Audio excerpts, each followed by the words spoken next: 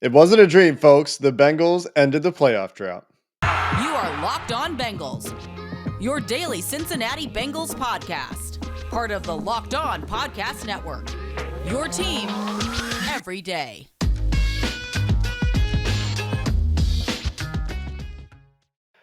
What up, Bengals fans, and welcome to another episode of the Locked On Bengals podcast. I'm your host, Jake Liscow. He's your host, James Rapien. Before we get into it today, a day here after the Bengals have won their first postseason game in 31 years, James, I have to make an apology to all of our audio listeners. As you may know, if you are one of the few that watches both on YouTube and listens to audio, we do something called a cold open on YouTube before we play our intro. And generally speaking, when games are woo worthy, the woo goes before the intro on video. I then take that woo usually and put it into the audio. Last night, in my mental fog after the Bengals won their first playoff game in 31 years, I made the mistake of not including the woo in the audio only version. Luckily, we have the technology. James. Yeah. Oh, we do. And it's all right. I get it. The pressure got to be too much. He clipped it. The good news is we brought it back to life. So if you're watching on YouTube, you've already seen this, but it's worth it. And audio fans, here we go. If you're listening on audio, it is time for Jake Liscow.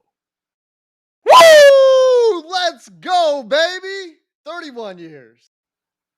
Boom. That was a good one. It was a really good one. And I didn't know that you didn't put it on the audio, of course. When I saw that tweet, I found out when you tweeted it out to everybody. And I was like, oh my God. So hopefully that all of the one, if you're listening on Spotify or iTunes or wherever, hopefully that was good enough. That's the genuine one. We didn't want to reenact it.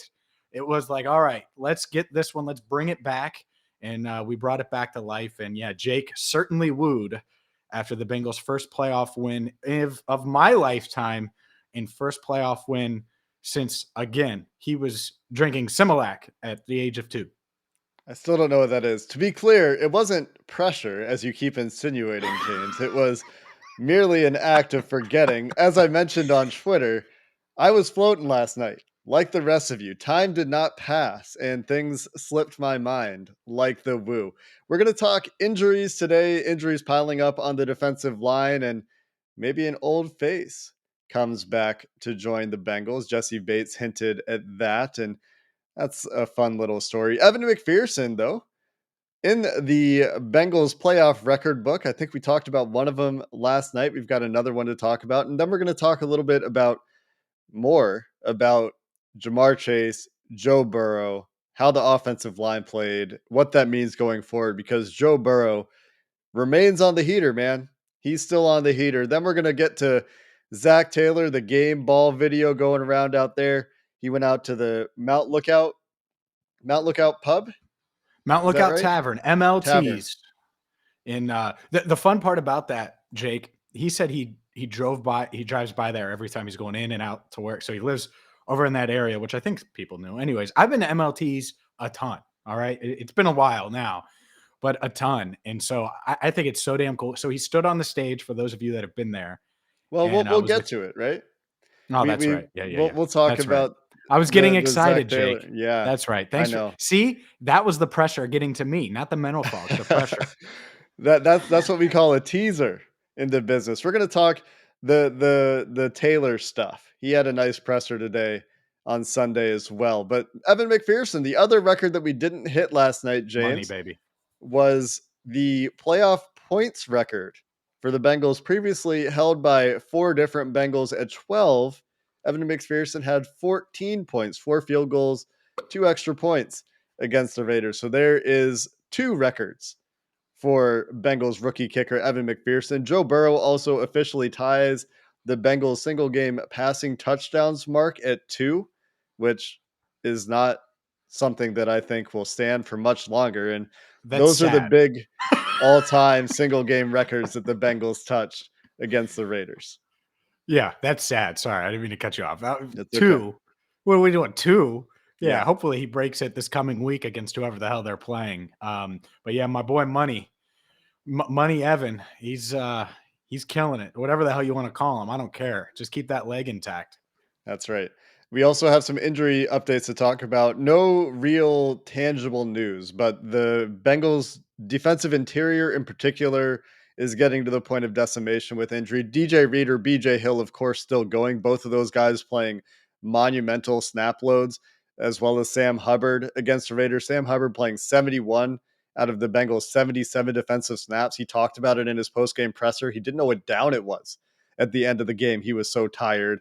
Didn't get a sub in the second half. BJ Hill on the defensive interior played 62 out of 77 defensive snaps. Cam Sample was playing defensive tackle. All these guys doing whatever they could. And it sounds like the update on Ogunjobi is foot injury. We need to see how the severe it will be. We're going to find out more. I think Taylor said Tuesday was the idea, or maybe that was a concussion protocol for Trey Hendrickson. We'll find out more on Tuesday, whether he can get through that protocol. And Josh Tupou has a chance to return, it sounds like. Mike Daniels does not sound so good. Renell Wren also day-to-day.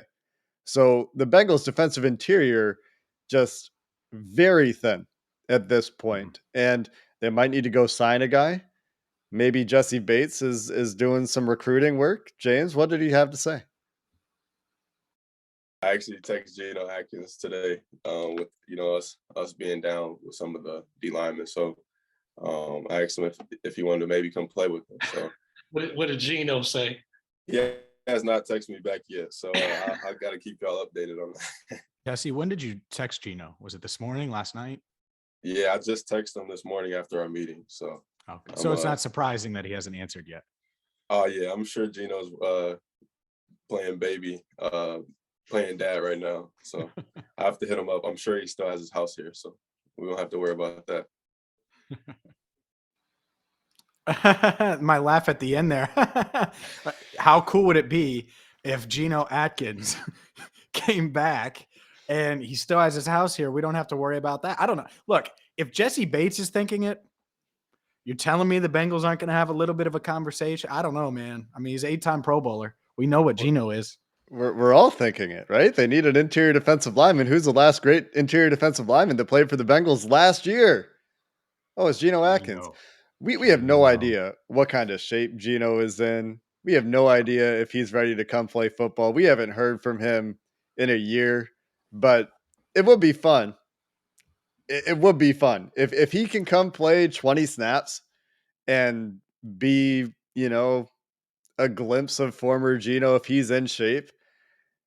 I think it would be a heck of a lot of fun. And, again, we have no idea. Maybe it's not a serious idea. I'd say, maybe unlikely to some degree that it's a serious idea, but they do need some help one way or another, whether it's Josh Tupou, Renell Wren getting healthy or finding somebody available when pickings are slim in the playoffs. It looks like they're going to need to beef that unit up.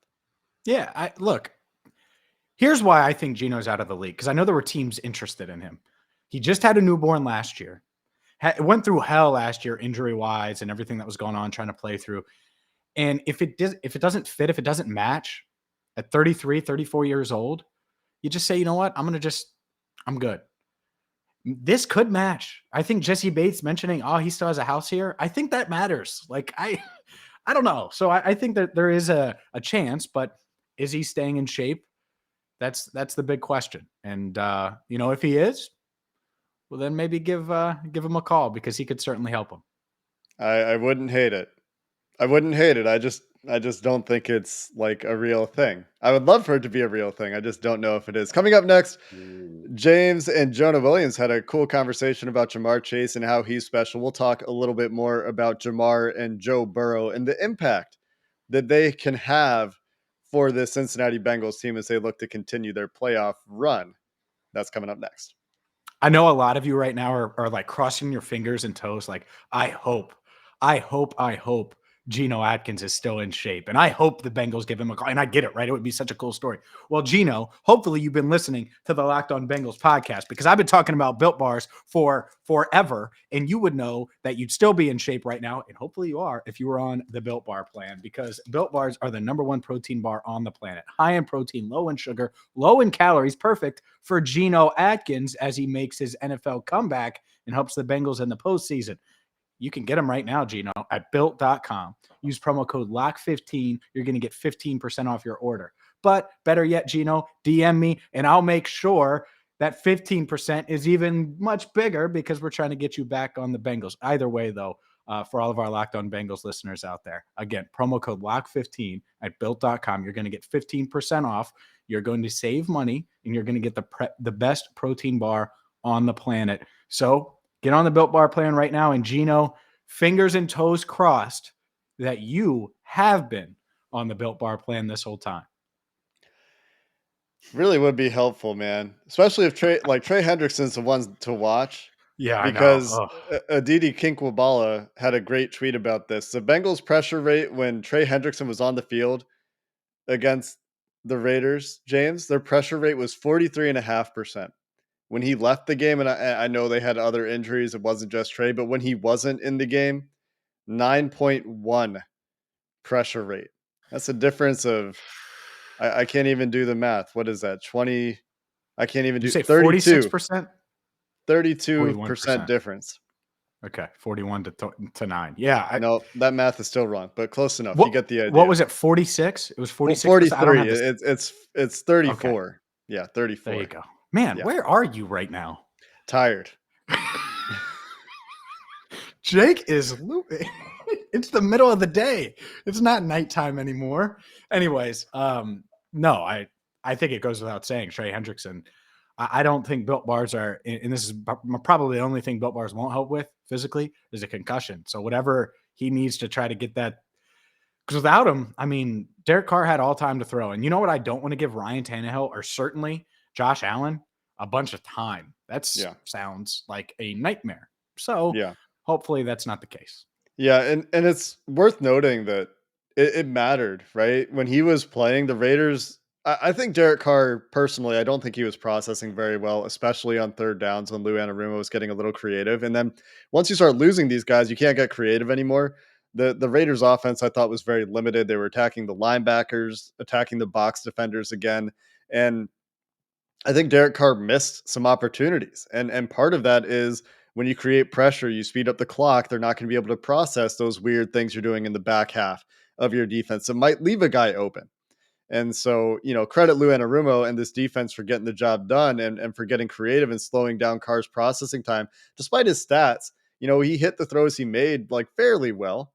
He didn't do enough, obviously, but I think he missed some throws as a result of getting that early pressure in the game, getting that strip sack early in the game and throwing some different things at him on third down. So hopefully these guys get healthy, but if they don't, the good news is that Joe Burrow remains on a heater and Jamar Chase is special. And James, you talked to Jonah Williams about it and it was a pretty cool conversation, I think. Sure. You thought Jamar Chase was going to be good, naturally, 5th overall pick.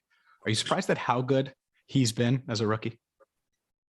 I'm not surprised because I know how good he is and I watched him, in 2019 with LSU and then just seeing him in camp and seeing him just the type of player he is in practice. And I think he's just a phenomenal athlete. And it's exciting as a lineman when you're protecting and then you see the ball go and you see Jamar get it.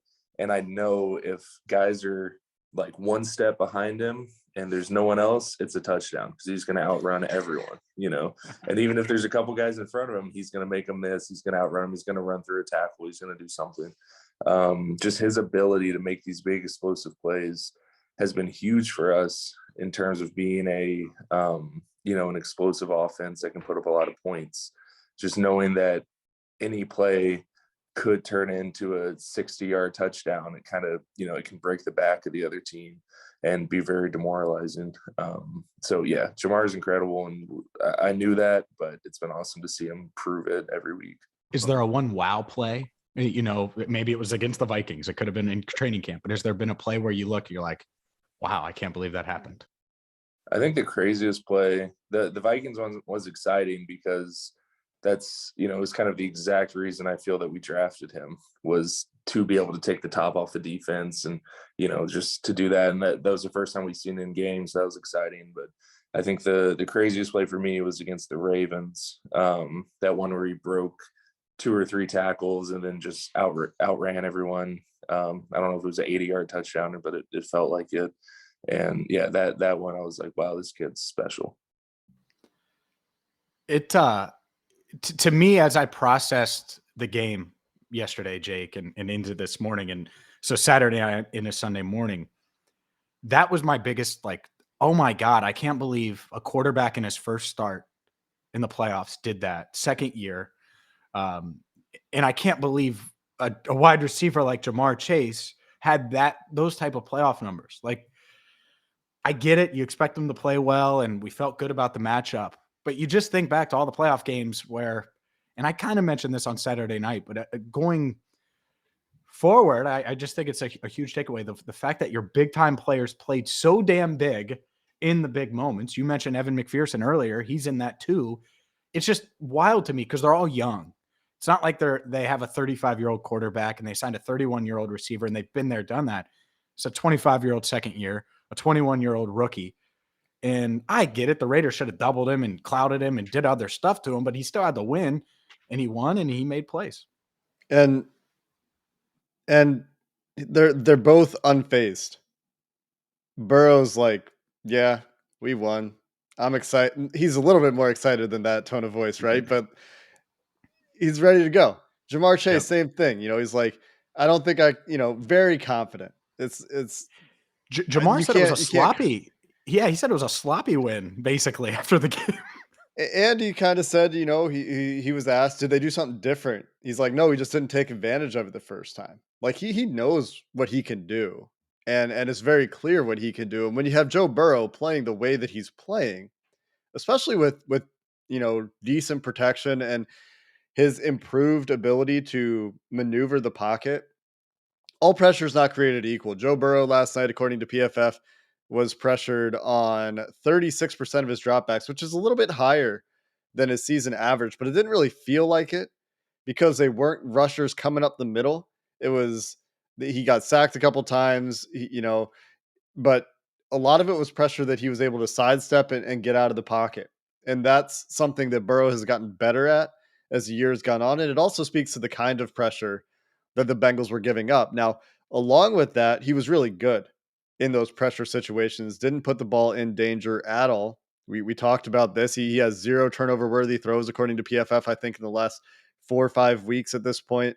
He's playing some of the best football in football at the quarterback position. And that continued into the playoffs in a spot where we haven't seen it from a Bengals quarterback since Ken Anderson, unless you count one play in 2005. Like, it's been a long time since the Bengals got quality quarterback play in the playoffs. And Burrow was even better than his stat line. He suffered 4 drops, according to PFF last night. He had an adjusted completion percentage of which takes out throwaways, drops, etc. on passes targeted to the intermediate part of the field, the 10 to 19 yard part of the field, 89%, where he's been lethal. And he finished 9 of 6 there. Could have been 8 of 9 if not for what PFF charted as 2 drops. Would have been 8 of 9. He finished 6 of 9 in that part of the field for 75 yards and 2 touchdowns. Overall, another blue grade from PFF, James, another elite game, 89.7 overall, and just continues to play at an elite level. And seeing that carry into the playoffs, it was expected, but that's what's different about Joe Burrow and this team, is that these guys love the big moment. And unlike previous iterations, they don't have that connection to the past, to the Marvin Lewis era, to before that. And it showed in a big way, and they didn't shy down. Yeah, no, you're absolutely right. They played up to the moment. It wasn't too big for them, like it was for Andy at times and AJ at times. For example, AJ Green, their second year together, they're in Houston, and Jay Gruden's idiot self said, "Hey, we're going to target Jermaine Gresham a ton," and AJ Green didn't have a target in the first half.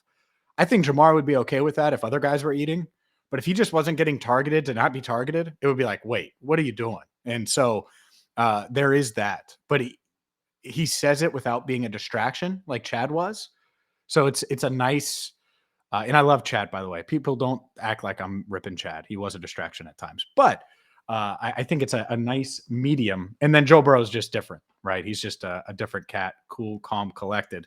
And man, if you want to wager on this team to continue to make a run, maybe you think they're going to win the AFC. Well, you can do it at betonline.ag. It's a one-stop shop for all of your betting needs. So whether you think it's going to be Joe Burrow versus maybe Tom Brady as the Buccaneers advanced on Sunday in the Super Bowl, maybe you think, who knows?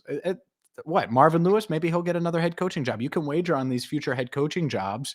There are odds on that. There are odds, prop bets on each and every, like from Jamar Chase to Joe Burrow. You can wager the over under on how many yards Burrow's going to throw at betonline.ag. So you can do a ton of different things during the playoffs. It's wild to think about all the different possibilities, and you could do it right now by going to betonline.ag. And when you do, and you make that first deposit, use promo code Locked On. You're going to get a 50% welcome bonus. Use promo code Locked On. You get that 50% welcome bonus. It's free money that you could turn into more money and then more money. And who knows, maybe you'll have enough to go to the Super Bowl and watch the Bengals, or maybe you'll just make a ton of money by betting on them to make it that far. And it's not just the Bengals, of course. Make all of your bets at betonline.ag. Use promo code Locked On to get a 50% welcome bonus. Bet online, where the game starts. James, we're going to talk about Zach Taylor and the way this team has come around for him and really united behind him. The real general team focus of all the guys in the Bengals locker room. And the point you were making there before we went to break stands out with Joe Burrow embodying this to some extent too. It's never throw a guy the ball to throw a guy the ball. It's you're going to try to call plays, and Joe Burrow's good enough that, Zach Taylor talked about the CJ Uzomah seam ball today, which he called Joe Burrow's best play of the game, and it was a fantastic throw. And it was not a play call that they were necessarily preparing for. When they called that play, it wasn't the look that they were expecting to get from the Raiders defense. Joe Burrow identified what it was instead because he's seen it and he's experienced enough and high level enough to realize what those differences are. And he hit the ball to Uzomah instead of necessarily what the play was designed for, the defense it was designed to beat, that he knew what the alternative was if he got a different look, and he was able to diagnose it. And it speaks to, the unselfishness, I think, of this team and just trying to make plays, trying to win football games. And Zach Taylor, I think, embodies that to some degree as well. James, I think that he's really cultivated a pretty special environment in the locker room. If you were to list Zach Taylor's strengths, it would be pretty hard for you to argue with something other than bringing these guys together and cultivating this fantastic environment where the players in this team really care about each other. They care about winning football games, and there's a certain wholesomeness to it that I don't think is very common. I don't think what Zach Taylor did going out to area bars, and now you can talk about your Mount Lookout Tavern stories, is a common thing, especially at the professional sports level. And I think that that's special. At Mount Lookout Tavern, MLTs, if you've been there, that's what everyone would call it. Zach Taylor said he's driven by there every day, essentially, for 3 years since he moved here. And he's thought about that. Not necessarily going to that bar, I don't think he necessarily envisioned that, but finding a way to get game balls to fans when they were good again. And I totally buy it and believe him. And while I think that there are things he needs to work on and fix, and he's certainly not a perfect head coach or anything like that, I think you are seeing his vision come to fruition, at least some. And it's really encouraging to see that. And I love that part of his vision is I'm going to go to this bar, right? And he was there for just 5 minutes. I had someone DM me he was there for 5 minutes. No one was really around him. He got up on stage. I'm not really worried about it in the COVID era. I was around 200 people at Holy Grail, right? Or more. And so, he was not doing what I was doing, where he's subbing, taking pictures and talking to people and everything like that. And no, I don't get near Zach Taylor, for those worried about that, or any of the players. That being said, I think it is a really cool thing. And I love that all the, videos came out. He said his sons were in the car in a couple of his friends from high school. So how cool is that? They're like, all right, wait here. I'm going to go into this bar real quick and come out. So no, it's really cool. He's such a personable guy, and he's easy to root for that way. Like, I think Joe Burrow's easy to root for because he's cool. Like, he's just a cool dude. He's cool on the field. He's cool off the field. Jamar Chase, right? He's better at dance. And then all the fans out there, they're like, man, he's such an awesome. Those guys are easy to root for because of that, because they're cool and they're fun. Well, I think Zach Taylor's just a really, really, and they're likable too, but he's just a really likable guy, and it makes him easy to root for. And you hope he can succeed and continue to take steps forward, because he wasn't perfect. And he admitted it wasn't perfect on Saturday night. And, if he can take those steps forward and still be this wholesome, nice guy, how fun would that be for the Bengals and really for the NFL world? Yeah, when you have a leader who is also the way Zach Taylor is, you can see some of it in McVay.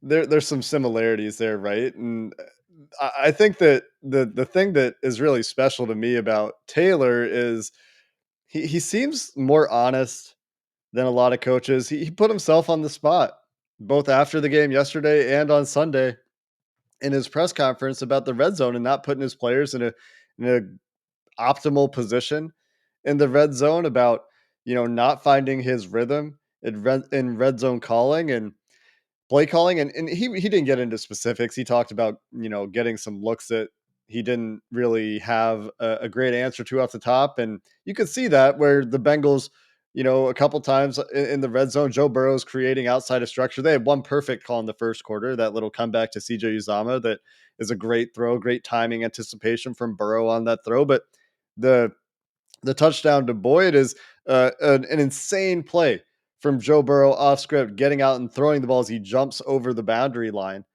And instead, what we could be talking about is I think that there's some room for criticism here, and we're a day away now. So we're looking for areas for improvement, right? And it's either fix the run game. Your run game was putrid against the Raiders for the most part, or I'm cool. I'm still cool with first down runs, but the second down runs, I think, were too plentiful.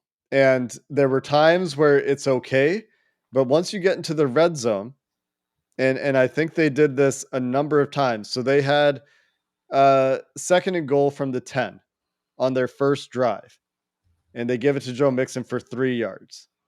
I know you can still score touchdowns and get big plays in the running game in that spot, but on second and goal from the 10, you're more likely, the way your run game, and this is early in the game, so you don't know it yet, but if your run game isn't going great, you're setting yourself up to only have one shot at the red zone from there, instead of The end taking zone, a shot on yeah. second. Yes, one shot at the end zone, instead of taking a shot on second and goal and third and goal. The next red zone drive on a 2nd and 5, Joe Mixon gets it again. And I get it here on 2nd and 5, a little bit different. Maybe you think you can get 4 or 5 yards, try to get a first down because it's not and goal, but it's a 2-yard game. And now you again, you have one shot at the red zone. They get a false start. They don't hit that shot at the end zone. I think Joe Burrow's flushed and has to throw it away, and they kick a field goal. The next time down there, 2nd and goal from the 6, and it's a 6. So again, a little bit different, but mixing up the middle for 2 yards. And at this point, your run game isn't working very well. Mm-hmm. You get one more shot at the end zone. Joe Burrow takes a sack. Again, the last red zone trip, you get a 2nd and 5 at the 11. It's like that second trip down there. You can get a first down. It's 2nd and 5 again. Joe Mixon toss play 1 yard. On third down.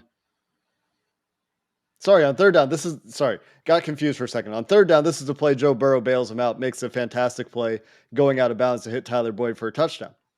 So you have a couple where Joe Burrow can hit the throw and get you out of trouble.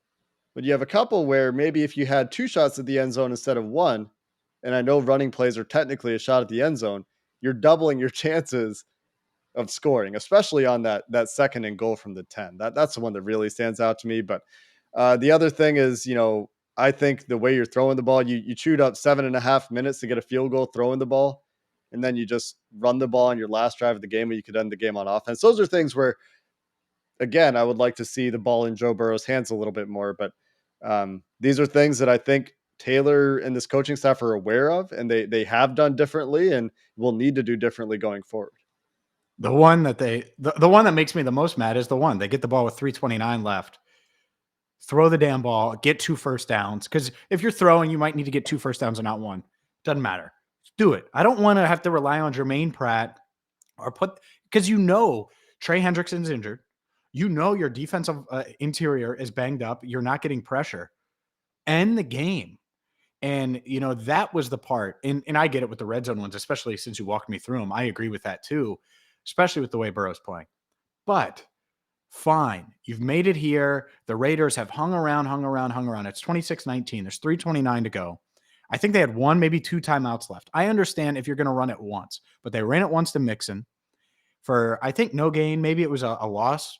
And then it was Jamar Chase, a run, and they were at 3rd and 11.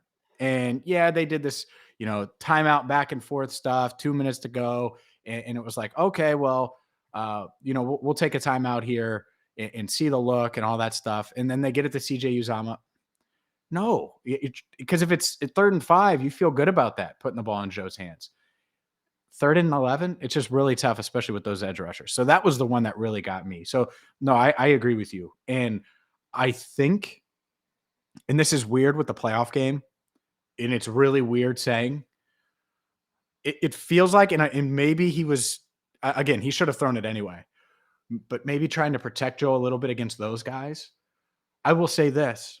I don't care who they play in the divisional round. I don't care if it's the Bills in Buffalo. I don't care if it's the Titans in Tennessee and Nashville. They're going to have to throw it a ton. They're going to have to put up 30 plus. It's the magic number always. I'm telling you, because Derrick Henry's coming, and I get it. Their defensive line, the defense has been good against the run. Well, their defensive line's banged up now, and they might not be able to pressure Ryan Tannehill. So Joe Burrow, they're going to have to ride him now. This is going to have to be one of those special quarterback seasons if they're going to make this run. And so that means, guess what? Crucial downs, big plays, critical moments of the game. Starts with number 9. It ends with number 9. And if they do that, I think they have a shot. If they don't do that, because I don't think they're going to figure out the run game, by the way. The interior offensive line, they are what they are. I don't think Joe Mixon's going to suddenly average 6 yards a carry next week. It's just unrealistic to me. Hopefully he gets to 4 and it's competent. But if they don't, even if they do, starts and ends with number 9, like I said. Yeah, and when you have a quarterback playing at the level he's at, I think that makes all the sense in the world. There's just so much to say about early down pass rate. Like, don't throw, we've talked about this all the time. We'll talk about it in the offseason. You don't have to throw the ball only when they know you're throwing the ball. You can do it in early downs, keep the defense in suspense a little bit. And I think it's an area for improvement. They trusted the defense. The defense got the job done. The job gets harder, especially with the injuries. And so, it's not to be overly critical. And I appreciate the way Zach Taylor has grown this year. I truly do. And I think that it has gotten better, but you got Joe Burrow, and you have Joe Burrow, and you've seen the way he plays, and he has been nearly flawless for 7 weeks now, and that's your guy. And so I suggest humbly that the Bengals continue to use him. Yep. That's going to do it for this episode of the Locked On Bengals podcast. We'll have some film to rewatch, and we'll have a playoff opponent in the divisional round to look forward to. Until next time, Bengals fans, hoo day, and have a good one.